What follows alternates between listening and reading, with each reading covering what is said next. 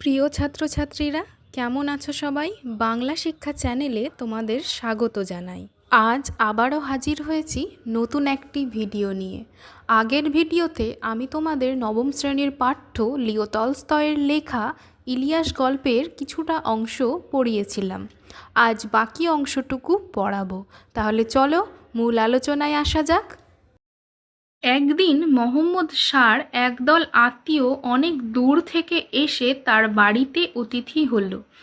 একদিন মহম্মদ শাহর অনেক আত্মীয় তার বাড়িতে এলো। তাদের মধ্যে একজন ছিলেন মোল্লা। মহম্মদ শাহ ইলিয়াসকে একটা ভেড়া এনে মারতে বলল। ওই অতিথিদের আপ্যায়ন করার জন্য ইলিয়াসকে কি বলল? একটা ভেড়া এনে মারতে বলল। ইলিয়াস তার চামড়া ছাড়িয়ে সেদ্ধ করে অতিথিদের কাছে পাঠিয়ে দিলেন। অতিথিরা খাওয়া দাওয়া করলো, চা খেলো, তারপর কুমিশে হাত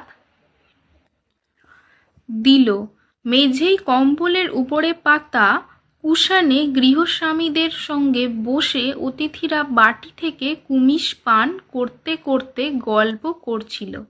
মেঝেই কোথায় বসেছিল? কম্বলের উপরে যে কুশন পাতা ছিল সেখানেই বসে বসে গৃহস্বামী অর্থাৎ বাড়ির মালিক বা মোহাম্মদ শাহের সঙ্গে বসে বসে বাটিতে করে ওরা কুমিশ পান করছিল আর গল্প করছিল। এমন সময় কাজ শেষ করে ইলিয়াস দরজার পাশ দিয়ে যাচ্ছিল।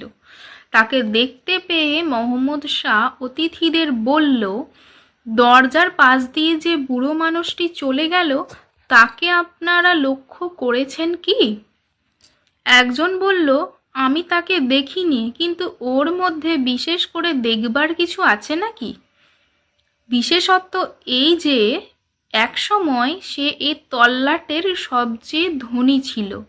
নাম ইলিয়াস। নামটা আপনারা হয়তো শুনে থাকবেন।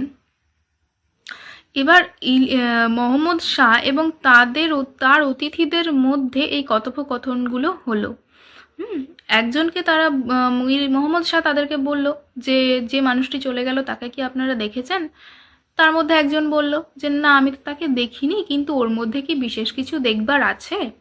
তখন মোহাম্মদ শাহ তাদেরকে বলল যে বিশেষত্ব এটাই যে এক সময়ে এই তল্লাটের সবচেয়ে ধনী ছিল, আর তার নাম ইলিয়াস। নামটা হয়তো শুনেছেন। অতিথি বলল, নিশ্চয়ই, না শোনার জো কি? লোকটিকে কখনো চোখে দেখিনি, কিন্তু তার সুনাম ছড়িয়েছিল বহুদূর। মানে তার এত সম্পত্তির পরিমাণ বেড়ে গিয়েছিল বা অবস্থা এতটাই সচ্ছল হয়ে গিয়েছিল যে তার সুনাম আস্তে আস্তে ছড়িয়ে পড়েছিল চারিদিকে। অথচ আজ তার কিছু নেই। আমার কাছে মজুরের মতো থাকে, আর তার স্ত্রী আমার ঘটকিদের দুধ দই। তখন মোহাম্মদ শাহ অতিথিদের বলল যে একসময় এত লোকটার বিষয় সম্পত্তি ছিল, অথচ এখন আর কিছু নেই।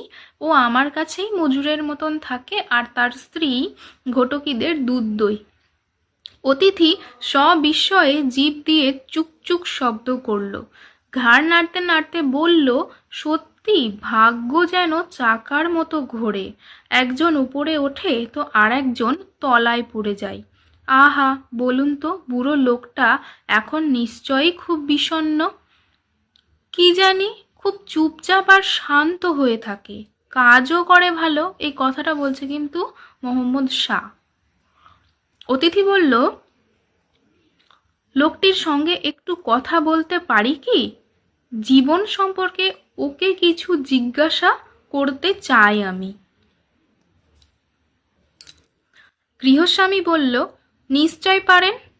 তারপর তাঁবুর বাইরের দিকে গিয়ে ডাকল, বাবাই, একবার এদিকে এসো তো, তোমার বুড়িকেও সঙ্গে নিয়ে এসো। গৃহস্বামী অর্থাৎ বাড়ির মালিক বা মোহাম্মদ শাহ ওদেরকে ডাকলো যে বুড়িকেও সঙ্গে নিয়ে এসো, আমার সঙ্গে একটু কুমিশ পান করবে। ইলিয়াস আর তার স্ত্রী এলো। ইলিয়াস অতিথি ও গৃহস্বামীকে নমস্কার করল, প্রার্থনা করল, তারপর দরজার পাশে এক কোণে বসল। তার স্ত্রী পর্দার আড়ালে গিয়ে কর্ত্রীর পাশে বসল। ইলিয়াস কি করল? তখন ঘরে এলো, এসে গৃহস্বামীকে অর্থাৎ মোহাম্মদ শাহকে এবং অতিথিকে সবাইকেই নমস্কার করলো, প্রার্থনা করলো। তারপর দরজার পাশে এক কোণে বসলো। আর তার স্ত্রী, ইলিয়াসের স্ত্রী শামসে মাগি কোথায় বসলো? পর্দার আড়ালে কর্ত্রীর পাশে গিয়ে, মানে ওই যে মোহাম্মদ শাহের স্ত্রীর পাশে গিয়ে বসলো। এখানে কর্ত্রী অর্থাৎ যে মালিকের স্ত্রী তাকেই বোঝানো হয়েছে। ইলিয়াস এক বাটি ইলিয়াসকে এক বাটি কুমিস দেওয়া হলো। সে আবার অতিথি ইলিয়াসকে এক বাটি কুমিস দেওয়া হলো। সে আবার অতিথি ও গৃহস্বামীকে মাথা নিচু করে নমস্কার করলো এবং একটু খেয়ে বাকিটা নামিয়ে রাখলো। অতিথি তাকে জিজ্ঞাসা করলো, আচ্ছা বাবাই, আমাদের দেখে তোমার অতীত জীবনের সুখ সমৃদ্ধির কথা স্মরণ করে এবং এখনকার দুরবস্থার কথা ভেবে কি খুব কষ্ট হচ্ছে? অতিথি তাকে জিজ্ঞেস করছে যে আচ্ছা বাবাই, আমাদেরকে দেখে এবং তোমার অতীত জীবনের সুখ সমৃদ্ধির কথা, অর্থাৎ তুমি যে অতীত জীবন অতিবাহিত করে এসেছো, সেই সময় তোমাদেরও, তোমার বাড়িতেও তো, তোমার কাছেও তো এমনই অতিথি আসা যাওয়া করতো, সেগুলোর কথা মনে করে আবার তোমার এখন যে দুরবস্থা হয়েছে সেই সব কথাগুলো ভেবে তোমার কি খুব কষ্ট হচ্ছে? ইলিয়াস হেসে বলল, সুখ দুঃখের কথা যদি বলি আপনারা হয়তো আমার কথা বিশ্বাস করবেন না, বরং আমার স্ত্রীকে জিজ্ঞাসা করুন। তিনি মেয়ে মানুষ, তার মনেও যা মুখেও তাই। এই বিষয়ে তিনি পুরো সত্য কথা বলতে পারবেন। এবার দেখো ইলিয়াসের জীবনের যা অভিজ্ঞতা সেগুলো সে তাদের সাথে ভাগ করে নেবে। এবার কি বললো ও, যে আমি যদি সুখ দুঃখের কথা বলি তোমরা হয়তো আমারটা বিশ্বাস করবে না, কিন্তু আমার স্ত্রীর কাছে কথাগুলো শোনো, তো তার কথা তোমাদের হয়তো বিশ্বাস হবে। অতিথি তখন পর্দার দিকে তাকিয়ে বলল, আচ্ছা ঠাকমা, আগেকার সুখ আর এখনকার দুঃখ সম্পর্কে তোমার মনের কথাটা বলো তো। পর্দার আড়াল থেকে শামসে মাগি বলতে লাগলো, এই হলো আমার মনের কথা। 50 বছর এই বুড়ো আর আমি একত্রে বাস করেছি, সুখ খুঁজেছি কিন্তু কখনো পাইনি। আর আজ এখানে আমাদের দ্বিতীয় বছর। যখন আমাদের কিছুই নেই, যখন আমরা ভাড়াটে মানুষের মতো বেঁচে আছি, তখন আমরা পেয়েছি সত্যিকারের সুখ। আজ আর কিছুই চাই না। শামসে মাগি তখন কি বলল, যে আমরা 50 বছর সুখে জীবন অতিবাহিত করেছি, আমাদের যখন বিষয় সম্পত্তি ছিল, অপ্রতিপত্তি ছিল, 50 বছর আমরা সেই জীবনটা কাটিয়েছি, তখন কিন্তু আমরা সুখ, আসল সুখ পাইনি। এই যে এখন ভাড়াটে মজুরের মতন আছি, বাস করছি, কাজ করছি, এখন আমরা পেয়েছি আসল সত্যিকারের সুখ। অতিথিরা বিস্মিত, অতিথিরা চমকে উঠল, গৃহস্বামীও বিস্মিত, গৃহস্বামীও চমকে উঠল। সে উঠে দাঁড়ালো, গৃহস্বামী অর্থাৎ মোহাম্মদ শাহ উঠে দাঁড়ালো, পর্দা সরিয়ে বুড়ির দিকে তাকালো। 2 হাত ভেঙে বসে সে স্বামীর দিকে চেয়ে হাসছে। তার 2টো হাত ভেঙে গিয়েছে এবং সে স্বামীর দিকে তাকিয়ে হাসছে, স্বামীও হাসছে। বুড়ি আবার কথা বলল, আমি সত্য কথাই বলছি, তামাশা করছি না। অর্ধ শতাব্দী ধরে আমরা সুখ খুঁজেছি। যতদিন ধনী ছিলাম কখনো সুখ পাইনি, কিন্তু আজ এমন এমন সুখের সন্ধান আমরা পেয়েছি যে আর কিছুই আমরা চাই না। শামসে মাগি তখন কি বলল, যে আমরা সত্যি কথাই বলছি, ঠাট্টা করছি না। অর্ধ শতাব্দী অর্থাৎ 1 শতাব্দী মানে তোমরা জানো 100, এবার 100-র অর্ধেক, অর্ধ শতাব্দী মানে 50। 50 বছর ধরে আমরা সুখ খুঁজেছি। যতদিন ধনী ছিলাম কখনো সুখ পাইনি, টাকা পয়সাটাই ছিল কিন্তু সুখ পাইনি, কিন্তু আজ এমন সুখের সন্ধান আমরা পেয়েছি যে আর কিছুই আমরা চাই না। কিন্তু এখন কিসে তোমাদের সুখ হচ্ছে? তাকে মোহাম্মদ শাহ তাকে জিজ্ঞেস করলো। এবার দেখো কি বলছে, বলছি বলছি যখন ধনী ছিলাম, বুড়োরা বা আমার বুড়োর বা আমার এক মুহূর্তের জন্য শান্তি ছিল না। কথা বলবার সময় নেই, অন্তরের কথা ভাববার সময় নেই, ঈশ্বরের কাছে প্রার্থনা করবার সময় নেই, দুশ্চিন্তারও অন্ত ছিল না। হয়তো অতিথিরা এলেন, এক দুশ্চিন্তা, কাকে কি খেতে দিই, কি উপহার দিই যাতে লোকে নিন্দা না করে। আবার অতিথিরা চলে গেলে মজুরদের দিকে নজর দিতে হয়, তারা যেমন কম খেটে বেশি খেতেই ব্যস্ত, তেমনি আমরাও নিজেদের স্বার্থে তাদের উপর কড়া নজর রাখি, সেও তো পাপ। অন্যদিকে দুশ্চিন্তা, এই বুঝি নেকড়েতে ঘোড়ার বাচ্চা বা গরুর বাছুরটা নিয়ে গেল, কিংবা চোর এসে ঘোড়াগুলোই নিয়ে সরে পড়ল। রাতে ঘুমোতে গেলাম, কিন্তু ঘুমোবার উপায় নেই, মনে দুশ্চিন্তা, ভেরি বুঝি ছানাগুলোকে চেপে মেরে ফেলল। সারা রাত ঘুমই ছিল না। একটা দুশ্চিন্তা পেরোতেই আর একটা এসে মাথা চাড়া দিত। শীতের জন্য যথেষ্ট খড় মজুত আছে তো? এছাড়া বুড়োর সঙ্গে মতবিরোধ ছিল। সে হয়তো বলল এটা এভাবে করা হোক, আমি বললাম অন্য রকম, ফলে ঝগড়া, সেও তো পাপ। কাজেই এক দুশ্চিন্তা থেকে আর এক দুশ্চিন্তায়, এক পাপ থেকে আর এক পাপেই দিন কাটত। সুখী জীবন কাকে বলে কোনোদিন বুঝিনি। এবার শামসে মাগি তাদের পুরো ঘটনাটা বলল, যে তারা কেন এখন সুখী। কি বলল? যে তখন আমাদের জীবনে শান্তি ছিল না, তখন আমাদের কথা বলার সময় ছিল না, ভেতরের নিজের মনের কথাটা ভাবারও সময় নেই, ঈশ্বরের কাছে প্রার্থনা করারও সময় ছিল না। আবার দুশ্চিন্তা ছিল মনের ভেতর। কিসের দুশ্চিন্তা?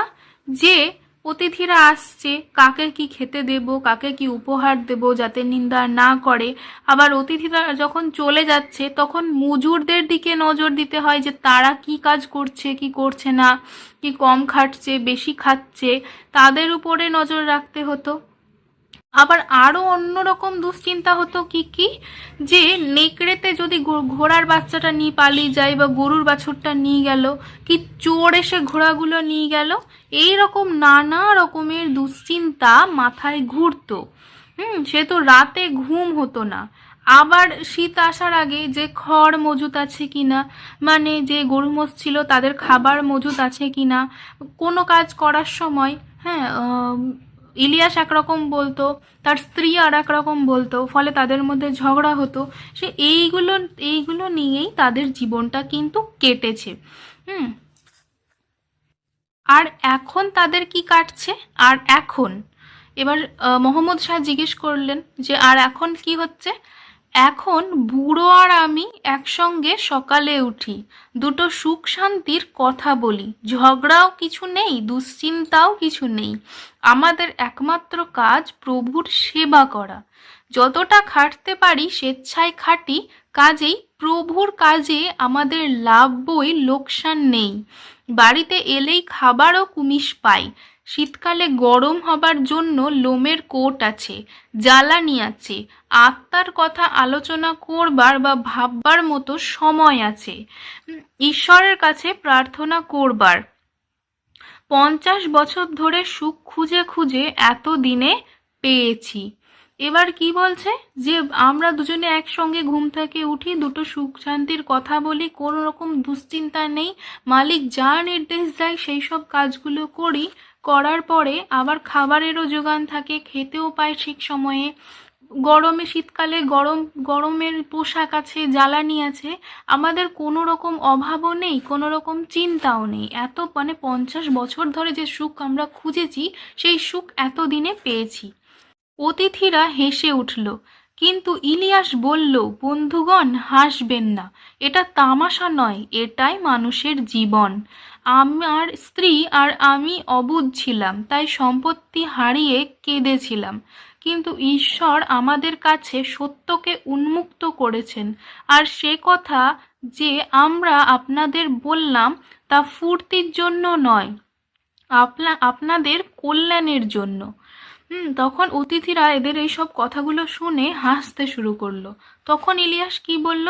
যে আপনারা হাসবেন না, এটা ঠাট্টার বিষয় নয়। এটাই আমরা বুঝতে পেরেছি এতদিনে এসে। আমরা আগে যখন সম্পত্তি আমাদের চলে গিয়েছিল তখন আমরা খুব কেঁদেছিলাম, কিন্তু এখন বুঝতে পারছি যে আমরা কেঁদে ভুল করেছিলাম, আমাদের এই জীবনটাই ভালোভাবে চলছে। তখন মোল্লা বললেন, এটা খুবই জ্ঞানের কথা, ইলিয়াস যা বলল সবই সত্য এবং পবিত্র গ্রন্থে লেখা আছে। শুনে অতিথিরা ভাবতে বসলো এবং মোল্লা তখন কি বলল যে এটা কিন্তু জ্ঞানের কথা এবং সত্যি কথা, পবিত্র গ্রন্থে এটাই লেখা আছে যে টাকা পয়সার পেছনে ছোটো না, সুখ শান্তি যাতে জীবনে আসে সেইটা লক্ষ্য রেখো।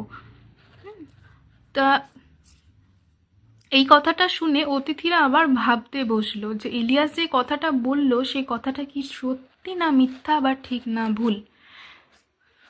এই যে দেখতে পাবে এখানে লেখা আছে তর্জমা মনীন্দ্র দত্ত, অর্থাৎ বাংলায় অনুবাদ করেছেন গল্পটি মনীন্দ্র দত্ত। আজ এই পর্যন্তই থাক, আবার আসবো পরবর্তী নতুন কোনো ভিডিও নিয়ে। এই ভিডিওটি তোমাদের আজ কেমন লাগলো তা কমেন্টে অবশ্যই জানিও, আর যদি ভালো লাগে তবে অবশ্যই লাইক, শেয়ার এবং সাবস্ক্রাইব করে দিও। ধন্যবাদ।